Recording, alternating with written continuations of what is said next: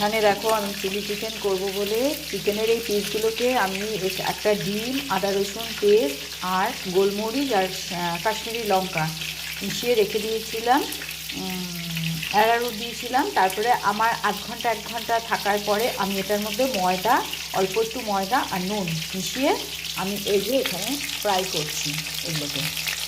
দেখো আমার কি সুন্দর করে ভাজা হয়ে গেছে। তোমরা সবাই একটু লাস্টে ময়দা দিয়ে তারপরে ভাজবে, খুব ভালো হয় ভাজাটা। এবার আমি এখানে এক এক করে সব দিতে থাকি।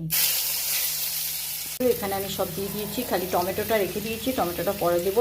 নুন দিয়ে আমি একটু নাড়াচাড়া করি। দেখো আমি সসটা রেডি করে রেখে দিয়েছি, টমেটো সস দিয়েছি, চিলি সস দিয়েছি, সয়া সস অল্প একটু দিয়েছি, ভিনিগারও মানে 1 চামচ দিয়েছি, আর গোলমরিচ দিয়েছি, শুকনো লঙ্কার গুঁড়ো দিয়েছি একটু। তো আমার এটা এখানে ভাজা হয়ে গেছে, এবার আমি সসটা দিয়ে দেবো।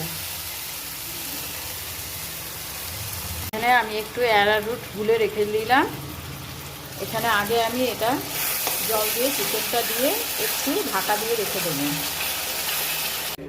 আমি এটা ঢাকা দিয়ে রেখে দিয়েছিলাম, এটা দেখো জল দিয়ে হয়ে গেছে এটা আমার। এবারে অ্যারারুটটা আমি এর মধ্যে দিয়ে দেবো, তাহলেই থিকনেস এসে যাবে এবং ঝোলটা ঘন হয়ে যাবে, গ্রেভিটা।